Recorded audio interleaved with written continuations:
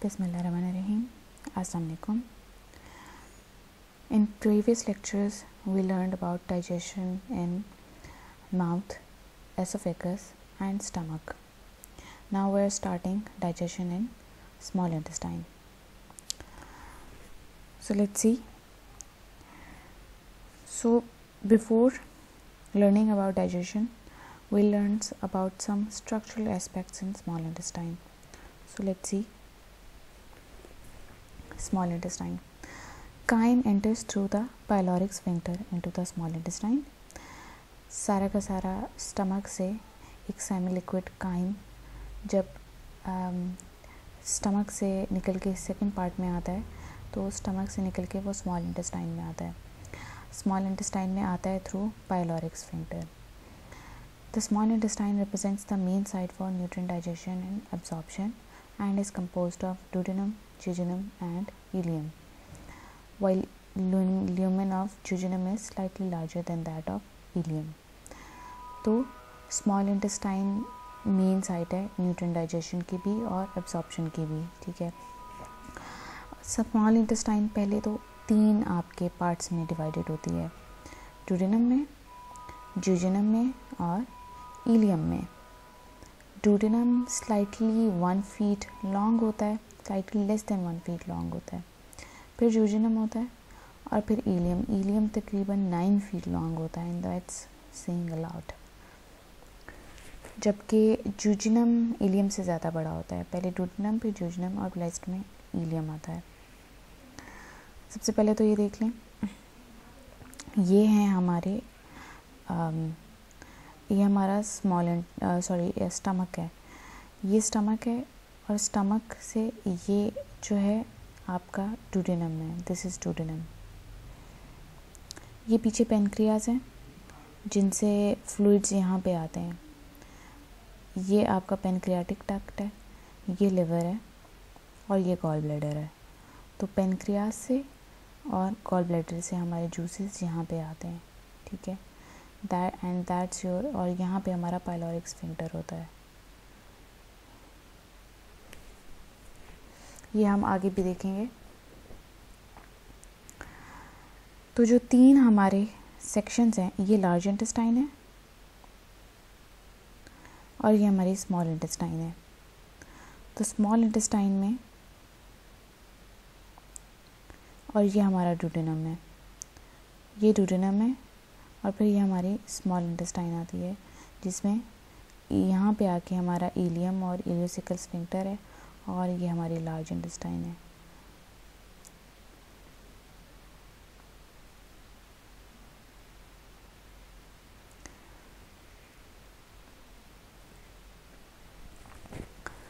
Structural aspects of small intestine. The epithelial lining or mucosa of small intestine is structured to maximize surface area and thus maximize its ability to absorb nutrients. The small intestine has a surface area of approximately 300 meters square. That is an area about equal to a 3 feet wide sidewalk, more than 3 football fields in length. तो जो हमारी epithelial lining है, जो हमारा small intestine की wall है, वो इस तरह की बनी हुई होती है कि जितना ज़्यादा सरफेस एरिया इंक्रीज़ हो उतना ज़्यादा बेहतर है. देखें, एक चीज़ मैं आपको समझाती चलूँ कि अगर आपका देखें ये स्ट्रेट लाइन है, ठीक है. अब इसकी जगह एक और लाइन है जो इतने ही एरिया में इस तरीके से है, फोल्डेड लाइन. तो अगर हम इस फोल्डेड लाइन को खोलें तो ये इतनी बड़ी बनती है, जबकि ये लाइन जो स्ट्रेट लाइन थी वो सिर्फ इतनी थी. ठीक है. तो ये आपकी जो है लाइन इतनी ज़्यादा बड़ी होती है, फोल्डेड लाइन. तो इसी तरीके से स्मॉल इंटेस्टाइन का स्ट्रक्चर भी इस तरीके से बना होता है कि मैक्सिमम सरफेस एरिया इंक्रीज़ हो. जितना ज़्यादा सरफेस एरिया इंक्रीज़ होगा इसका मतलब ये है कि उतने ज़्यादा न्यूट्रिएंट्स अब्जॉर्ब हो सकते हैं. अगर ये सरफेस एरिया कम होगा तो न्यूट्रिएंट्स इस साइड से अब्जॉर्ब होंगे, इस साइड से एब्जॉर्ब होंगे, इस साइड से एब्जॉर्ब होंगे, ठीक है, डिफरेंट साइड्स बनी होती हैं न्यूट्रॉन्स की। तो 1 2 3 4 5 6 जगह इतनी थी तो 6 साइड्स हैं न्यूट्रॉन्स की। लेकिन अगर हम यहाँ पे देखें तो हमारे पास मैक्सिमम जगह होगी 1 2 3 4 5 6 7 8 9 10 और 11। तो आप देखेंगे कि जितना ज़्यादा आपका सरफेस एरिया इंक्रीज़ होता है उतना ज़्यादा आपको जगह मिल जाती है न्यूट्रिएंट्स को एब्जॉर्ब होने की, क्योंकि न्यूट्रिएंट्स ने स्मॉल इंटेस्टाइन की वॉल में से एब्जॉर्ब होना होता है। अब एक और मज़े की बात बताऊं, हमारी जो वॉल है वो इस तरीके से बनी होती है, ठीक है, और फिर इन फोल्ड्स के अंदर भी आपके सेमी फोल्ड्स होते हैं और फिर इन फोल्ड्स के अंदर भी आपके और फोल्ड्स होते हैं। तो ये इस तरीके से होता है, पहले स्मॉल इंटेस्टाइन के फोल्ड्स ऐसे होते हैं और अगर हम एक फोल्ड देखें तो आपका जो फोल्ड होगा वो इस तरीके से होगा।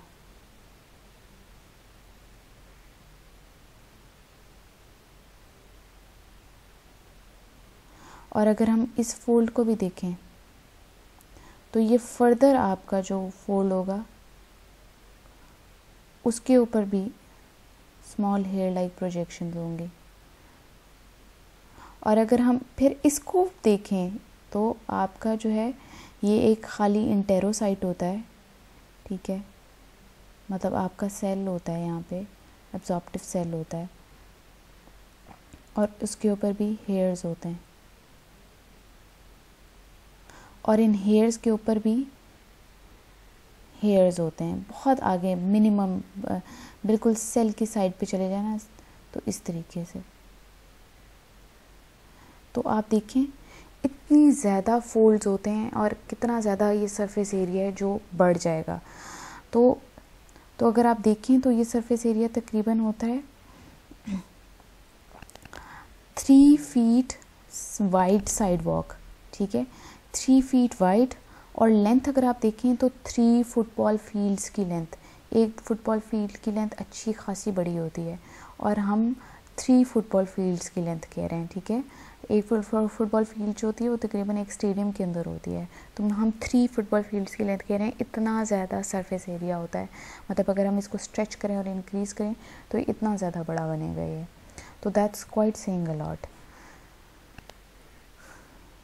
फिर इसके अलावा आपके तो ये मैंने आपको समझा दिया कि होता क्या है कि एपिथेलियम लाइनिंग जो म्यूकोसा की है वो इस तरीके की बनी हुई होती है कि आपके मैक्सिमाइज सरफेस एरिया हो।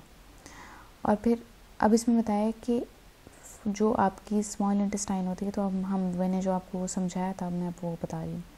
जो स्मॉल इंटेस्टाइन होती है उसमें लार्ज सर्कुलर फोल्ड्स होते हैं, ठीक है, मतलब आपकी स्मॉल इंटेस्टाइन जो है वो ऐसे नहीं होगी, हमारी स्मॉल इंटेस्टाइन ऐसे होती है, ठीक है। तो वो जो लार्ज सर्कुलर फोल्ड्स होते हैं म्यूकोसा के उनको हम फोल्ड्स ऑफ कर्करिंग कहते हैं, ठीक है, folds of कर्करिंग।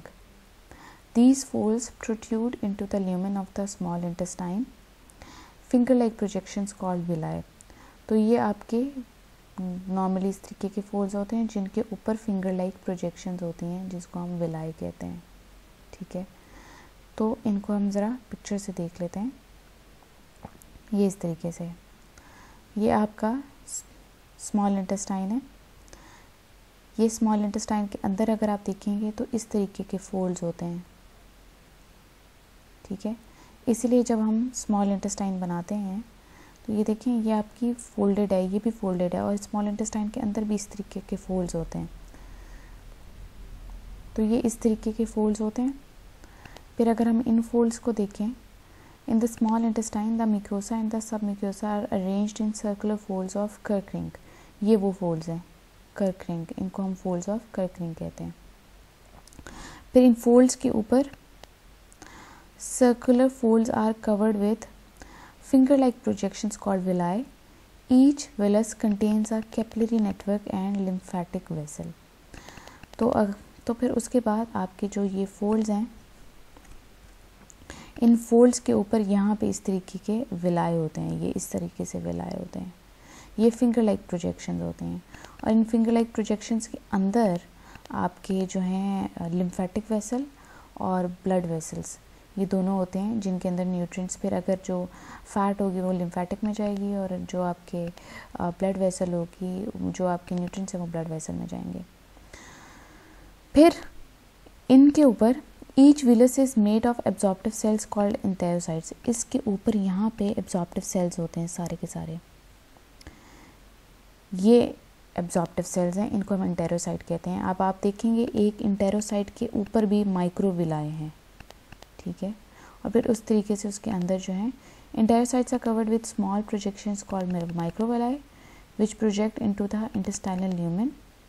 The microvilli of enterocytes make up the brush border.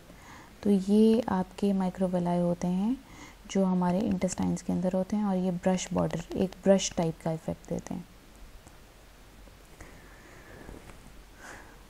तो हम villi consists of hundreds of cells called enterocytes, also are called absorptive epithelial cells, along with blood capillaries and a central lacteal lymphatic vessel for transport of nutrients out of the enterocyte. तो villi के अंदर अब hundreds of cells होते हैं, इन cells को हम enterocytes कहते हैं।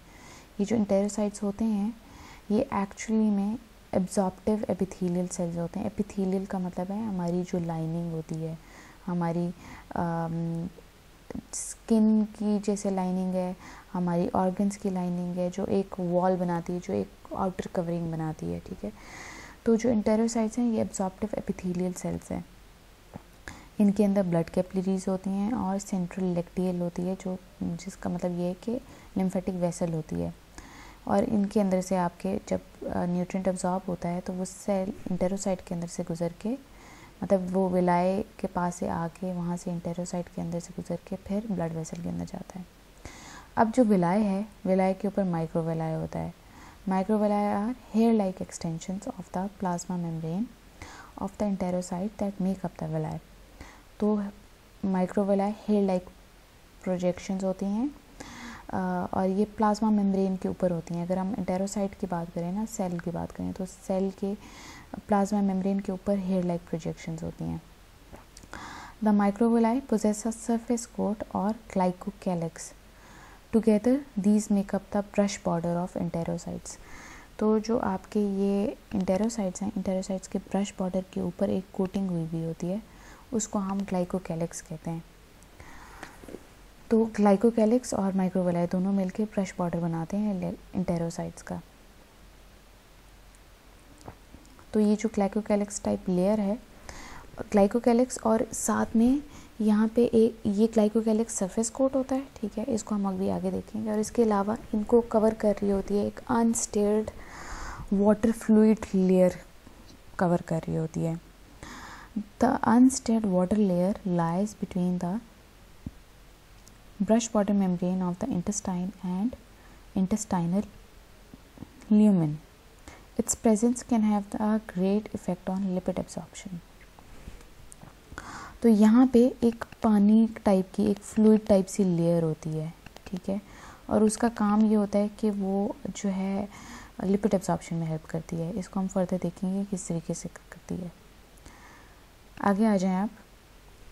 Most of the digestive enzymes produced by the intestinal mucosal cells are found embedded on the brush border, and they hydrolyze already partially digested nutrients, mainly carbohydrates and protein. तो आपके जो intestinal mucosal cells के digestive enzymes होते हैं वो brush border के ऊपर होते हैं। ये क्या करते हैं, ब्रश बॉर्डर के ऊपर ये जो एंजाइम्स होते हैं, ये जो न्यूट्रिएंट्स आपके हाइड्रोलाइज हुए थे, जो आपके न्यूट्रिएंट्स ब्रोकन डाउन हुए थे, उनको फर्दर ब्रेक डाउन करते हैं, उनकी चेन लेंथ और ज़्यादा छोटी करते हैं, ठीक है। वो पार्शली डाइजेस्टेड थे काइम में, अब यहाँ पे आके वो फुली डाइजेस्टेड होते हैं, मतलब फुली ब्रेकन डाउन होते हैं, ठीक है। मेनली इनमें कौन से न्यूट्रिएंट्स होते हैं, कार्बोहाइड्रेट और प्रोटीन, ठीक है। उनकी लंबी चेन लेंथ होती है, उनको वो ब्रेक डाउन करते हैं। स्ट्रक्चरली ये जो डाइजेस्टिव एंजाइम्स हैं जो कि ब्रश बॉर्डर के ऊपर होते हैं, इनको हम ग्लाइकोप्रोटीन्स कहते हैं। ग्लाइकोप्रोटीन्स मानी कार्बोहाइड्रेट और प्रोटीन दोनों मिलके इन्होंने ग्लाइकोप्रोटीन बनाया है, ठीक है। ये जो ग्लाइकोप्रोटीन एंजाइम्स होते हैं ये ग्लाइकोकैलिक्स भी बना रहे होते हैं। ग्लाइकोकैलिक्स क्या है? The glycocalyx which lines the luminal side of the intestine is thought to consist of numerous fine filaments that extend almost perpendicular from the microvillus membrane to which it is attached. Digestion of nutrients is usually completed on the brush border but may be completed within the cytoplasm of enterocytes. तो जो आपके glycocalyx हैं, ठीक है, ये जो है आपकी सेल को, इंटेरोसाइट को लाइन कर रहा होता है, ठीक है, उसके ब्रश बॉर्डर के ऊपर होता है, ठीक है। और ये जो ग्लाइकोकैलिक्स होते हैं ये असल में फाइन फिलामेंट्स होते हैं जो कि माइक्रोविलिस के ऊपर होते हैं, ठीक है, और इनकी मेम्ब्रेन्स के ऊपर अटैच्ड होते हैं। ट्री लाइक स्ट्रक्चर होता है इनका। तो जो डाइजेशन है इन साइड्स पे, जो फर्दर आपके न्यूट्रिएंट्स की ब्रेकडाउन होनी है वो यहाँ पे होती है और चेन लेंथ बिल्कुल छोटी हो जाती है। फिर वहाँ से कुछ अगर डाइजेशन रह भी जाए तो ये वहाँ से गुजर के इंटेरोसाइट में आते हैं, इंटेरोसाइट के साइटोप्लाज्म में फर्दर डाइजेशन होती है और फिर वहाँ से वो पास ऑन हो जाते हैं ब्लड स्ट्रीम में। The small intestine also contains small pits or pockets called crypts of Lieberkühn that lie between the villi. अच्छा, इससे पहले मैं आपको ग्लाइकोकैलिक्स का स्ट्रक्चर दिखा देती हूँ। ये है आपका ग्लाइकोकैलिक्स, ये आपका इंटेस्टाइनल ल्यूमेन है, ठीक है, ये आपकी इंटेस्टाइन है। फिर ये म्यूकस मेम्ब्रेन है। फिर यहाँ पे जो है आपका एक वाटर मीडियम होता है, ठीक है, जो मैंने आपको बताया था वाटरी सी लेयर होती है, ठीक है। ये आपका इंटेरोसाइट है। इंटेरोसाइट के ऊपर ये माइक्रोविलाई है। माइक्रोविलाई के ऊपर जो है ये आपका ग्लाइकोकैलिक्स है, ठीक है। इस तरह से हेयर लाइक टाइप प्रोजेक्शन होती है और यहाँ से न्यूट्रिएंट पास ऑन होके फिर यहाँ पे आता है सेल के अंदर। ये सेल का न्यूक्लियस है और इन दोनों सेल्स के दरमियान में टाइट जंक्शंस होती हैं ताकि कोई न्यूट्रिएंट पास ऑन ना हो सके। ये देखें, ये आपका सेल होता है, इंटेरोसाइट होता है। ये इसकी जो बॉर्डर के बीच में है ये प्रोटीन्स होती हैं। ये आपका साइटोस्केलेटन है। इनको हम आगे फर्दर देखेंगे, इसको अभी हम डिस्कस नहीं करते, हम अभी इसको डिस्कस कर लेते हैं। ये आपका जो बॉर्डर था, बॉर्डर के ऊपर ग्लाइकोकैलिक्स इस तरीके से होता है। स्ट्रिंग टाइप स्ट्रक्चर्स होते हैं, जैसे आपके कार्बोहाइड्रेट या लिपिड के स्ट्रक्चर्स होते हैं, ये उस तरीके से हैं।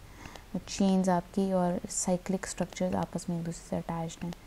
ग्लाइकोकैलिक्स मिल के बना होता है न्यूरामाइनाडेज, हेपेरानाइज और हाइलोरोनिडेज। ये फर्दर आपकी जो है हाइड्रोलाइजेशन में काम कर रहे होते हैं। अब आ जाएं क्रिप्ट्स ऑफ लिबर्कन। क्रिप्ट्स ऑफ लिबर्कन जो हैं ये हैं विलाई के बीच में। ये जो क्रिप्ट्स हैं इनको हम लिबर्कन की क्रिप्ट्स कहते हैं। Cells in these crypts will migrate up to eventually become absorptive cells in the tip of the villus. तो न्यूट्रिएंट्स आपके जो है ना एक्चुअली आपके ये जो क्रिप्ट्स हैं यहाँ से आपकी जो हैं ये सेल्स इस तरीके से आगे आपके जाते हैं और यहाँ से जब सेल्स का अपना काम ख़त्म हो जाता है, पुराने हो जाते हैं, एज हो जाते हैं, उनकी डेथ हो जाती है, तो यहाँ से वो सेल्स निकलते जाते हैं और ये जो नए सेल्स हैं ये यहाँ से नए सेल्स बनते रहते हैं और ये फिर इस तरीके से यहाँ पे आते जाते हैं और वो अपना काम करके निकलते जाते हैं और यहाँ से क्रिप्ट से फिर नए सेल्स आते जाते हैं, ठीक है। अब इनके भी कुछ काम हैं, वो भी हम देखते हैं। Epithelial cells in these crypts continuously undergo mitosis. The new cells gradually migrate upward and out of the crypts towards the tips of the villi. Toward the tip of the villi, many former crypt cells function as absorptive enterocytes. Ultimately, the enterocytes are sloshed off into the intestinal lumen and excreted into the feces. Intestinal cell turnover is rapidly, approximately every 3 to 5 days. तो क्या हुआ, ये जो crypts हैं sales की ये जो crypts of the लेबरकन है, इनमें जो सेल्स हैं ये कॉन्टीन्यूसली माइटोसिस से अंडरगो करते रहते हैं। तो क्या होता है कि जो टिप पे सेल्स हैं वो एब्जॉर्प्टिव सेल्स होते हैं। उनका जब काम ख़त्म हो जाता है तो वो तकरीबन हर 3 से 5 दिन बाद दे डाई, वो एक्सक्रीट हो जाते हैं फीसिस में, और उनकी जगह नए एब्जॉर्प्टिव सेल्स जो हैं वो आते रहते हैं। अब जो क्रिप्ट्स में सेल्स हैं ये 3 टाइप के हैं, पैनेट सेल्स, एंटेरोक्रोमैफिन सेल्स या मास्ट सेल्स कहते हैं इनको, और गॉबलेट सेल्स। तो जो पैनेट सेल्स हैं ये एंटी माइक्रोबियल पेप्टाइड सिक्रीट करते हैं, मतलब डिफेंसिव से पेप्टाइड सिक्रीट करते हैं ताकि कोई डिस्ट्रक्टिव या कोई फॉरेन न्यूट्रिएंट एब्जॉर्ब ना हो। इसके अलावा जो मास्ट सेल्स होते हैं इनके एंडोक्राइन टाइप फंक्शंस होते हैं, मतलब आपके सिक्रीशंस वगैरह में काम करते हैं, ठीक है। कुछ आपके सिक्रीशंस डिफेंसिव या डाइजेस्टिव सिक्रीशंस में। जो गॉबलेट सेल्स होते हैं वो सिस्टीन रिच प्रोटीन सिक्रीट करते हैं जो कि एंटी फंगल एक्टिविटी काम कर रहे होते हैं, मतलब बॉडी के अंदर फंगस ना हो जाए और कुछ रुके ना, या कुछ अगर आपका फूड पड़ा रहे तो उसकी फर्मेंटेशन हो जाती है, फंगस लग जाती है। तो ऐसे में ये जो सिस्टीन रिच प्रोटीन्स हैं ये बचाते हैं सेल्स को। म्यूकस जो है, इसके अलावा म्यूकस होता है, ये एक बैरियर होता है जिसने बचाना होता है स्मॉल इंटेस्टाइन की वॉल्स को एसिडिक काइम से, क्योंकि काइम स्टमक से आया है तो वो एसिडिक होता है, तो उसको बचाने के लिए म्यूकस जो है वो वॉल्स के साथ एडहियर्ड होता है। क्रिप्ट सेल्स की जो सिक्रीशंस हैं, जैसे ये जो तीनों सेल्स हैं, ये जो सिक्रीशंस बनाते हैं, ठीक है, ये इंटेस्टाइनल जूसेस और इलेक्ट्रोलाइट्स होती हैं, ठीक है। ये एक्चुअली हम कहते हैं ना इंटेस्टाइनल जूसेस भी होते हैं, तो वो जो इंटेस्टाइनल जूसेस होते हैं वो इन क्रिप्ट्स में से आ रहे होते हैं, और इन क्रिप्ट्स के 3 सेल्स में से आ रहे होते हैं, ठीक है। इससे फर्दर न्यूट्रिएंट एब्जॉर्प्शन होती है। So this is it for today. Thank you for your consideration. Allah Hafiz.